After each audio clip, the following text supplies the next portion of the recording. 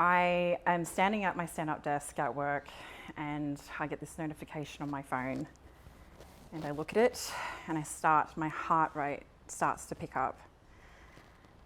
And I start reading these words through this text message that I receive. And in this moment, I finally have this heart and head space connection, because the minute the logic and my heart space connect, I instantly need to go to the toilet because I'm about to shit my pants.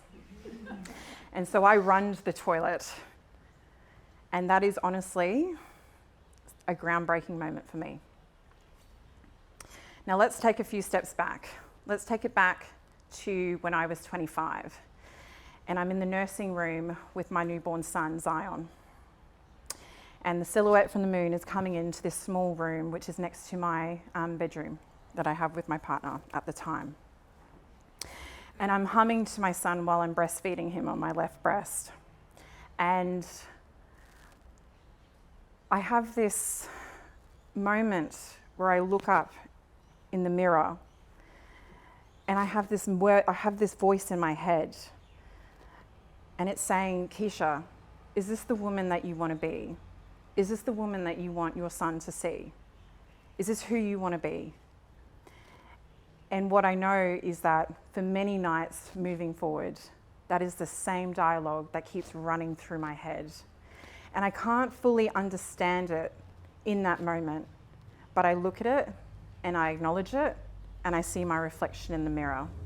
And this is the first point where I realize I'm coming out of autopilot in my life, and I'm stepping into a place of existence, of owning who I am as a woman and the woman that I want to be. And then I jump into bed with my partner, who is the father of my 2 children, but this time my son is now 2. And this time I now have a daughter who is 6 weeks old.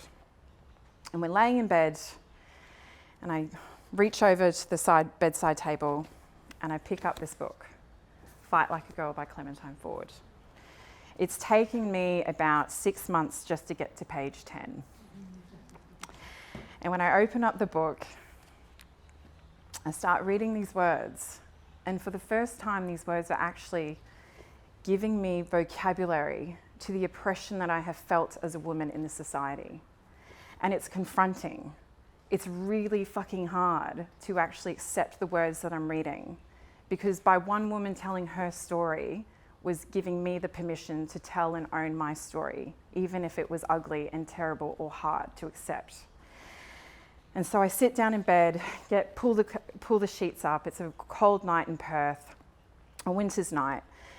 And I start reading these words, and it was almost like every chapter, this chapter that I was going through was taking a filter off my eye.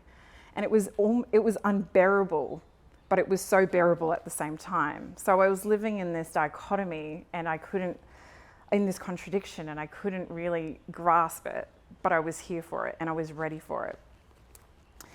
So I start reading the words on page, I think it's 15 by now. And then I pause, and then I look over to my partner who's laying next to me, and he's reading his own book. And then I have this fleeting thought, oh shit, we're not gonna last. This isn't gonna work. And I know it. But right now, I'm not ready for that. And then 5 years forward, I'm in a room of amazing young people, and I'm teaching them sex education. I'm teaching them how to actually connect to their bodies. I'm teaching them the difference between what is safe and what isn't safe. I'm teaching them about feeling pleasure. I'm teaching them about how to be connected to themselves through masturbation. I'm teaching them how to have great sexual experiences to what not great sexual experiences are. And I feel alive. I feel connected. I feel like I am exactly where I need to be. This is the moment where I know that I have done everything decision, feeling impulse into it, in listening to my gut, listening to my intuition.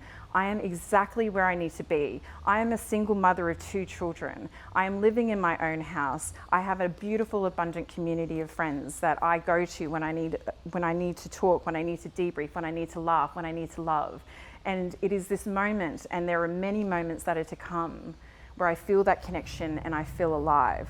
But what's most potent about that is that I've also felt a significant amount of pain. I felt the full gravity and emotion of life, and it has been so unbearable, but yet so beautiful. And I finally, in these moments, understand that this is the life that I wanted. This was the decisions that I needed. And it's a powerful moment of loving being by myself, but then also being together and having that community of people to love and support the decisions that I've made that they may not have understood from 5 to 7 years ago. And it's a significant moment for me because it's when I finally understood the importance of living within your values, living with you in your integrity, and also understanding that people are not going to understand your decisions and why you did the things that you did.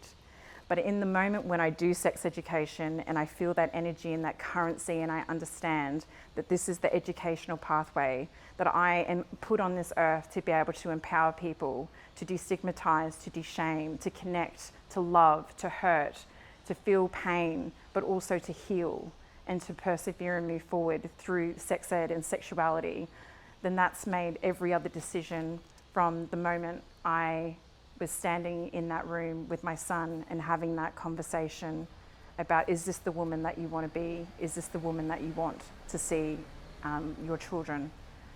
That's the moment that really was the catalyst and the finding my groove. So I'm standing in front of you today, and this has been no feat in itself. This was a dream, a mere dream for me 5 to 7, 8 years ago. And this is a really potent moment for me because as a biracial woman, as a single mother of 2 amazing individual spirits, with some of my community here to support me, this was a mere dream.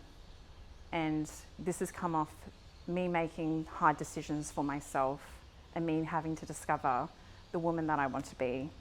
And I'm exactly where I need to be in this moment, and I'm exactly the woman that I want to be. So thank you.